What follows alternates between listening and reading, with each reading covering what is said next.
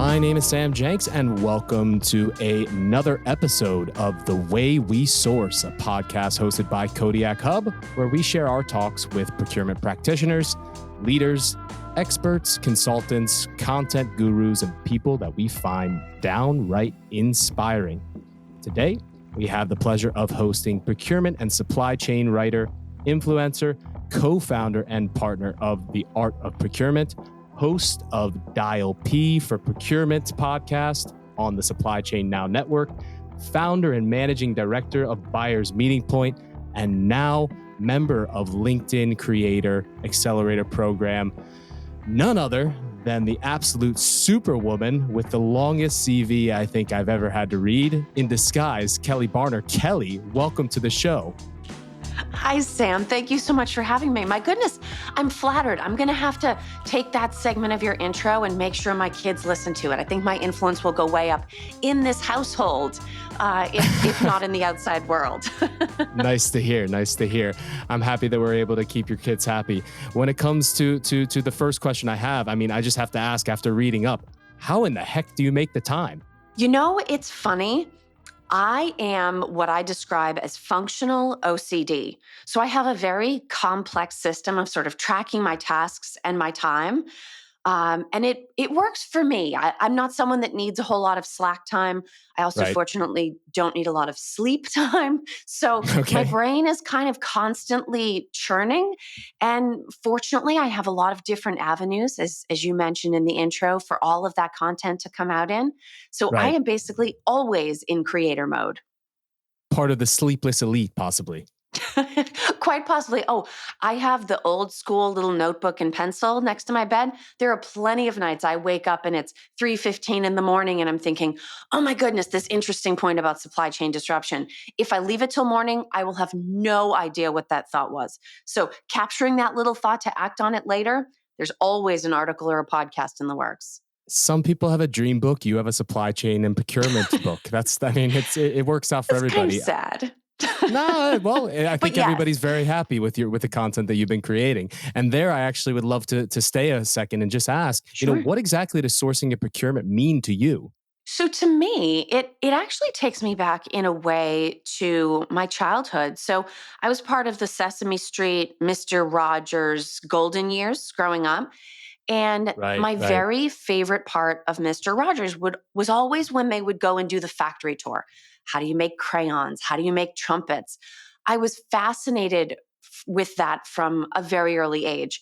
And granted, I did not end up in manufacturing, but to me, sourcing and procurement and supply chain management, that's all of sort of the behind the scenes of the things that all of us need and use and enjoy in our personal lives. And to me, studying the contributions that these teams and functions make to business is like pulling back the curtain and getting a peek at how interconnected everything is, how complicated it is, and truthfully, how hard it is to make things look as simple as they often do when we're viewing the world through consumer eyes.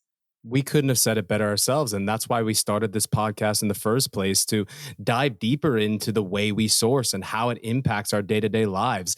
The plates that we use to eat, the food that we're eating, the chairs that we're sitting on, to the table that we're sitting at. It takes a global supply chain network to be able to bring it to us. And sometimes, like you say, we forget about how easy these procurement and supply chain teams make it look to make it happen. I'm curious there, why is it that you've chosen to work within this particular field beyond the fact that, you're fascinated by the space? Is there anything else that was a driving force? Yes, there was one really big driving force. When I was fresh out of grad school and working my first professional job, I got laid off. And the company recognized that I was a solid chunk of the way through a fully sponsored MBA program, and they didn't want to lose that investment. And so they said, how do you feel about sourcing? And I was like, I love it. What is it? So I was sort of fortuitously dropped into procurement and sourcing. I know a lot of other people have their own version of that story. For me, I literally spent my first few days on the job Googling strategic sourcing to figure out what on earth it was. But I fell in love in the process and I have never looked back. Nice to hear. Sometimes the serendipitous beginnings are the exact ones that create a long and more, how would I say, yeah, a more passionate future. I'm curious, when you began your procurement, how have you seen kind of your role in procurement, and you began in hired services sourcing. Am I correct by saying so, Kelly? You are, yes, for a grocery supermarket chain on the East Coast in the Gotcha. US. Understood. And how would you say now, as kind of that outside in look at hired services sourcing, how would you say that you've seen this particular field evolve? I think part of what's been interesting about it, and maybe this is because I look at the world through writer's eyes, if there is such a thing, is that a lot of the terminology has changed. In some ways, working with third party service providers, whether you're talking about something location based, like floor washing or window washing or grease trap cleaning, or whether you're looking at something more back office, a third party Right. service like consulting or legal that's done from corporate headquarters. We've borrowed a lot of the terminology. And then I think the value proposition and supplier relationship expectations from technology. I was working as a procurement practitioner in advance of the rise of SaaS tech and cloud hosting and all of that. And so as the language of technology and apps and solutions started to change and become a little bit less behind the firewall, if you will, I feel like the same thing has happened with services. I mean, we almost never use the word outsourcing anymore. I mean, back Right. in the day, that was sort of a hot button, even if it was true, it was sort of a hot button issue. And I can remember having conversations to make absolutely sure that if we were hiring a third party pest control service versus having our own team of technicians in house, making sure they understood. Now, remember, we may be outsourcing this, but that's not the same thing as offshoring. Of course, offshoring a location based service would be ridiculous. That doesn't make any sense, but there was so much less understanding of how that worked. And the optimization that we have seen as procurement professionals, I think makes it clear that you can get so much more value when you're working with someone that specializes in a given area. And so we no longer think about it. Outsourcing suggests such a distance, right? Right. And it Right. suggests, I think, this is an opinion, I also think it suggests something that is done in order to focus on cost. And the value that we've seen by partnering with specialist providers in all of these different service areas has created such an opportunity for the companies that benefit and the partnerships that exist as a result. I really do think it has transformed people's thoughts around all different kinds of hired services, very much in the way that we think about digital transformation today versus the way we would have talked about implementing technology platforms in the past. Right, right. No, it's an interesting trend and transition I think that we're going through. I mean, if we were to focus less so on the sourcing part of services and capabilities, we focus more so on the teams internally within procurement themselves. Have you seen particular talent trends within procurement that you think are interesting to share? I have. And I think the first big one we're going to see over time, if this is truly a good thing or a bad thing, but professionals are now choosing to enter the field of procurement. There's still not a ton of college level programs that touch on it, but I'm seeing a new generation of people coming in and saying, okay, this is a space I want to work versus all of us who are sort of shoved into procurement without expecting it. I don't question it being good that they're choosing to enter procurement, but what I'm sort of sensing is that they're starting in procurement but not staying. And I'm not Ah, entirely sure what the longer term impact of that is going to be from sort of a knowledge legacy and maturity continuity standpoint. I love the right. fact that people are choosing procurement and feeling proud and positive about the kind of work that we do. I also love the fact that it's seen as a gateway to literally any job you want in the enterprise. I think it's Right. important to do a rotation through procurement, but I'm concerned about churn. So, overall, I would say that the talent profile has become much more educated, much more almost like a consulting profile, a lot of empathy, good communication skills, excellent analytics, desire to work with technology. So I would say the skills and talent, we are absolutely acing it in terms of what companies need from their procurement talent. I'm just a little bit worried about the lack of tenure in some cases because we're finding these great candidates and then they're saying, okay, well, bye. Now I'm going to ops, or bye. Now I'm going to finance, or, Right, bye. I'm right. going someplace else. And it's like, no, we want to keep you a little bit longer. We want to get you to CPO level, Sure. um, as opposed to just having all of the other C-level functions having some distant past experience in procurement.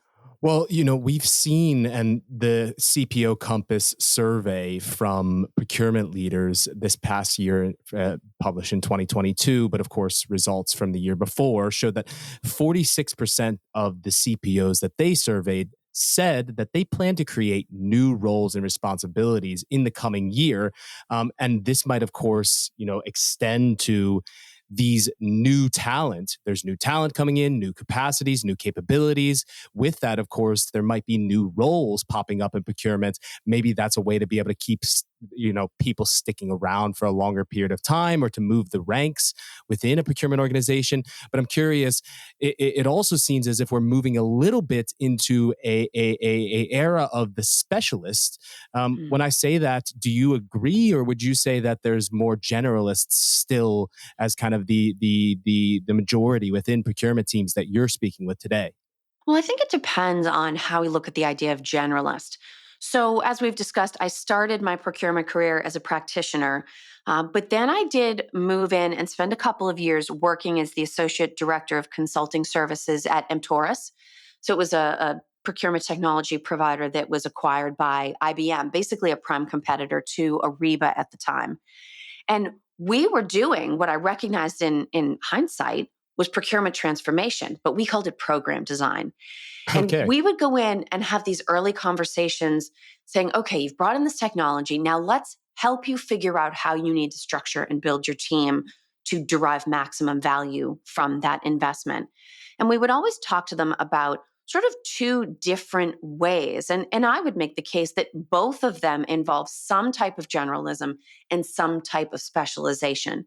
So you're either specialized around categories, you have a marketing person, a tech person, a logistics person, but then everyone is generalist from the sense of how many supplier relationships are there? How analytical, how competitive, how commodity market driven is this category? Versus having category generalists, where you then have procurement professionals that might specialize in things like very data heavy projects, or projects where you only have one or two supplier relationships, but they require very strategic, nuanced negotiation prep, or even, truthfully, the relationship of that category with the business. Do you have very difficult stakeholders, or is this a regulated industry that therefore requires a different type of approach to this category and contracts and supplier relationships? I think you're always going to need some level of specialization, but each team, in many cases, based on the luxury of size around headcount, is going to have to say, okay, how do we want to structure? How are we best setting ourselves up for success in terms of dedicating categories versus dedicating really more capabilities from the Right. perspective of the procurement individual? And it's interesting to see how teams are evolving, and how they will continue to evolve over time. I think that's part of this, of course, is that the role is in transition, and we're seeing that Mhm. digital transformation is, of course, one of those aspects that's driving a lot of transition within the function, and helping, of course, procurement to really be a role player in the organization that's driving more measurable value. I'm curious, what particular role do you think that kind of technology, but also I know a topic that you speak about a lot, market intelligence, plays in the role of this transformation and transition of procurement within the organization? Well, I think there has to be an acknowledgement about how fast the world is changing. And it even feels like it's accelerating. So you sort of have that dynamic. But the other piece that I think we're really starting to see play out is that all of our projections broke in 2020. I mean, there was Right. not, I mean, okay, maybe let's exempt weather, but other than weather, every single other roadmap, projection, 3 to 5 year plan, blue sky vision, all of that stuff. Listen, recycle it, you're starting over. And Right. not only are you starting over, you're starting over without the kind of analytical backbone you would have been able to lean on before. Because we have this period of, just to simplify it, March of 2020 to say March or June or so of 2022, we're saying, ah, like it was all an anomaly, the entire thing. And so you can't look back to late 2019 and extrapolate into 2023. That doesn't make any sense. And No. so what procurement is needing to do now is say, okay, I'm going to acknowledge the legacy of market understanding in our company's approach to this category, but I need to do some type of deep dive to get like a flash in the moment read on this market. And in order to do that, again, depending on the specific market, it is, where geographically in the world are we sourcing from 2, 3, 4 tiers into the supply chain? Or Right. how has the power dynamic shifted around technology? Who have new entrants been? What are the true cost drivers behind this service? I think market intelligence, and I'm biased, but has always been an incredible asset and advantage creating opportunity for procurement. But right now, it's a survival mechanism Right. because we can't leverage our data. We can't, well, won't say we can't. We shouldn't trust our suppliers' read on where the market is going. And I do think we have historically placed too much emphasis on what our incumbent suppliers teach us about the market that they're in. Mm. I'm not suggesting that they're trying to gaslight us or mislead us or anything like that, but they have a perspective. And it's one important perspective that needs to be balanced with how we see the world, how our customers see the world, how analysts see the world. And we need to sort of take all of that and smash it into a ball and come up with an independent view. So, from my perspective, being able to go out and go to primary source data, even go to government reports, I know that's sort of tedious and unfun reading, but Right. getting as close to as you can to the source of the information that's ultimately going to impact your strategy, that is work that has to be done. And that's the role that I think that market intel has an opportunity to play in procurement today if we'll allow it.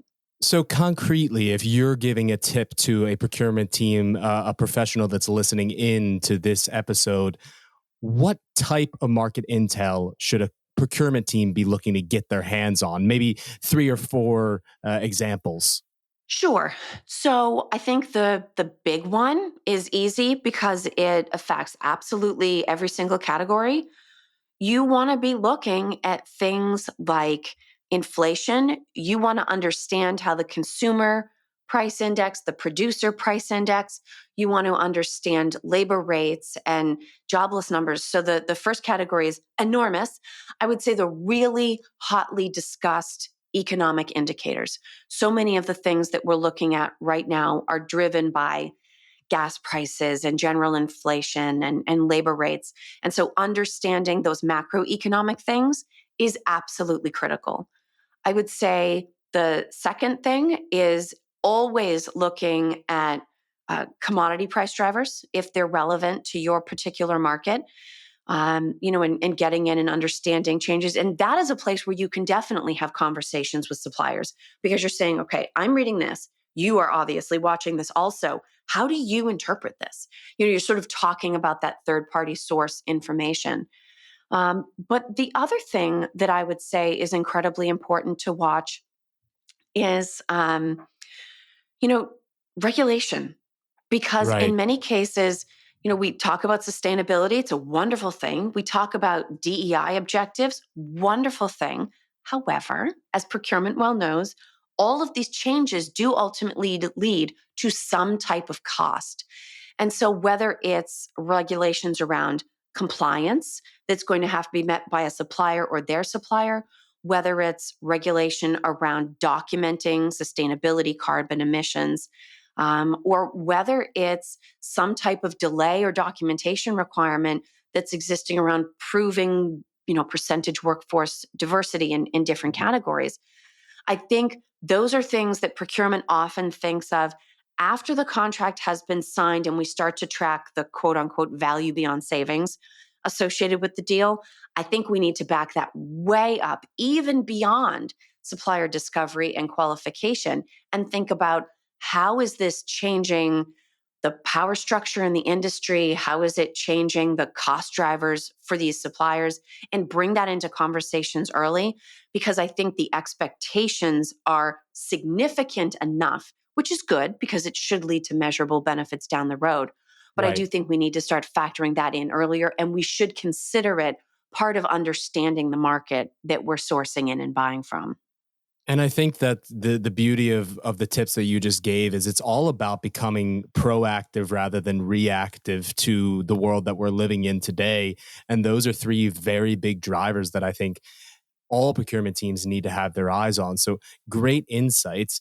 You obviously burn for the topics that you talk about. It's clear. I think it's clear to me. It's clear to And anybody Sam, that's you can't even listening. see my hands. I'm I know I'm it. the worst. I'm on this podcast and my hands are going. Oh my gosh. So everybody just visualize that as you listen.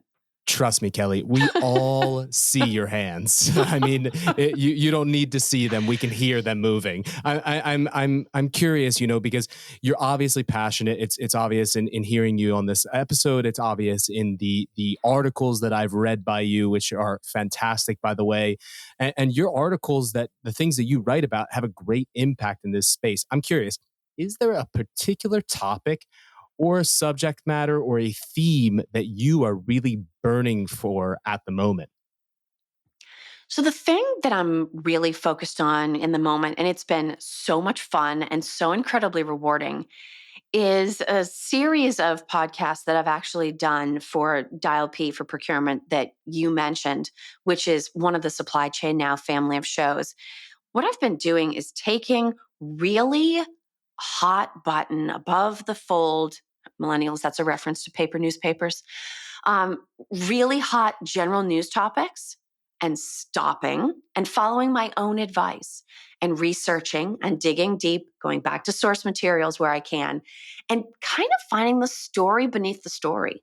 So many times when you read an article, you get 80%, 90% of the same information with that one little detail that's gotten updated. Well, if somebody could take that story and pull out all of the 5 to 10% of new material and put it together into one cohesive narrative, you will see the story through completely different eyes. So, a couple of recent examples where I did this, and I mentioned this being rewarding. There is nothing like finding that one piece of information where you say, wait a minute, I haven't read this anywhere else. When I put this piece of information next to that piece of information, it changes everything. I did it with the baby formula shortage in the United States. That's a story that continues to evolve and have, in some cases, tragic consequences, but very important lessons for us to learn as a profession. I did it and have continued to stay up to date with Elon Musk's efforts to take Twitter private. And the other story that I've been following actually on a couple of different fronts is the impact that Russia's invasion of Ukraine has had on industries and businesses worldwide. That generally gets discussed as sort of the first social media conflict. But it's also been one where many companies have almost gotten involved in a true diplomatic geopolitical sense.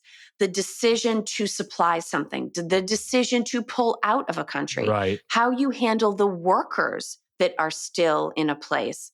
And then on the commodity front, I recently dug in and looked at the logistical or supply chain options of trying to get Ukraine's latest grain crops out of the country, so that people can be fed worldwide and we can stave off a crisis of huge humanitarian proportions around need for food.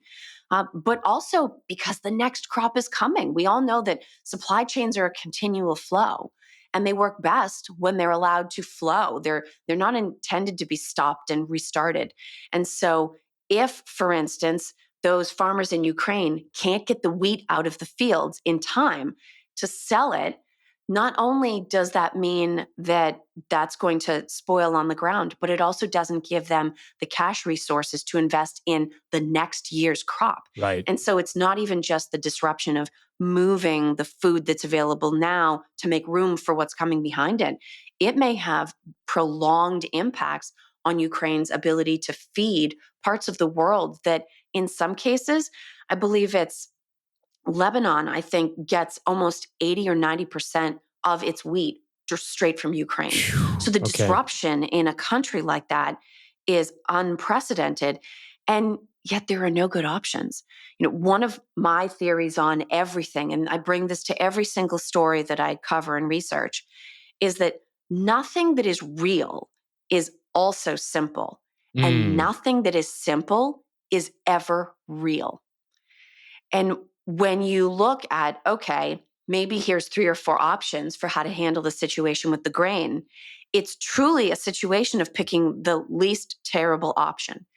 And I think companies, regardless of industry, regardless of location in the world, can look at a situation like that and maybe not say, okay, well, I would choose this one over that one, but say, okay, how do I learn from this to look at my own complexity and isolate those 3, 4, 5 lousy options and go about analyzing the implications to pick the best one?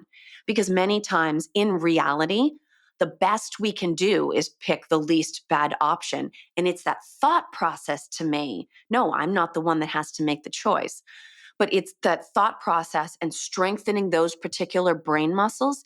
To me, that's the benefit that certainly but then hopefully anyone that listens in or reads my analysis of these stories takes away and can apply to their own situation. Important topics that you're highlighting. Of course, we are recording this a few months prior to its release. So hopefully we'll see some resolution within some of these topics, especially the invasion of Ukraine by Russia. I just want to stop and have you just leave our listeners with it one more time. Nothing that is real is simple. Nothing that is simple is real. Have I caught that correctly? You absolutely did. And I think you'll find that in personal life, in professional life, reading the news, watching TV, anything that's a complex issue, so anything involving humans, if someone presents it to you as being incredibly simple and straightforward, something is missing. And I would love for people to start developing a mental red flag. We need to look at the world. Certainly, I'm not talking about constant distrust, but healthy skepticism. And in a job that is as reliant upon data and information as procurement is, each of us needs to have, whether it's a gut check or a mental red flag, you have to have, or spidey sense, that works too. You need to have that thing that triggers, because when that triggers, it says to you, stop. Stop and think, stop and ask, stop and read, right? Get additional input, because over time, and this actually goes back to that sort of worry I have about people churning through procurement, you really get the opportunity to strengthen that muscle, strengthen that instinct. And over time, as you rise through the ranks, the impact that you can have by pausing and listening to that instinct grows and grows and grows, and the scale of the benefit increases. So everybody has to have their own little internal voice that they listen to, but it doesn't develop on its own. You actually have to nurture that and listen for it and watch for signs. I do think it will change how we approach everyday business challenges, even the ones that don't rise above the fold, right? Even the ones that are smaller that nobody outside of the company will ever even know about. Each of those little difference makers strung together, that changes the competitive trajectory of a company. Great insights, Kelly. And we could probably talk to you all day, but unfortunately, we're coming towards the end of our episode. Womp, womp, womp. But But did you pay extra for that sound effect, Sam? no, I've worked on that for Comes many with the years. Yeah, studio. exactly. I've fine-tuned that over many years. We're actually coming to the last section of our podcast today, a section that we do with all of our guests that we call our Kodiak moment. Hopefully, we're not getting sued by Kodak, of course, but it's a special moment that you and I get to share together. And really, it's a quick fire round where you're able to answer some questions that are completely and utterly unrelated to anything that we've just been talking about, just so the listeners get to know you a little bit better, Kelly. How does that sound? This sounds fun. I'm ready. All right. So in Swedish, you talk about something as your paradrätt, a dinner or a meal that you would make that, kind of is your signature dish. What would you be making for dinner if we're coming over? Oh, my signature dish. I would make my dad's chicken parm. Perfectly sauteed on both sides, just the right amount of spice to the sauce, and an enormous vat of fresh pasta. We can see your hands waving and we can see the chicken parm. Second question. You're heading on vacation tomorrow. It's all paid for you. Where are you going? Oh, that's an easy one. I am going to London. If you go into my kitchen and open one of the kitchen cabinet doors, I can't remember who said it, but it's a quote from a magazine that I cut out years ago. And it says, "When a woman is tired of London, she is tired of life." And I am so not tired of life. And I cannot wait to get back to London. That'll probably be the first really big out of country trip that I take next. Well, if you're heading to Europe, then I hope that you make a swing by Stockholm, Sweden to see us at Kodiak Hub. And thank you so much. It's been a pleasure hosting you on today's episode, Kelly. Anything that you'd like to plug or leave our listeners with before you sign off? I would just encourage everybody, if you've heard this and any of it sounds interesting, please invite me to connect on LinkedIn. I do have creator mode turned on, which automatically sort of suggests people follow you instead of connecting. Nah, I don't need help. I'm more than glad for the messages and the connection requests. Shoot me a note so that I will know this podcast is how you found me. But please invite me to connect so that we can all be part of the conversation together. Connect, connect, connect. Thank you again for being on the episode today, Kelly. It was a pleasure. In and follow Kelly or connect with her on LinkedIn. Thank you so much. Thank you, Sam.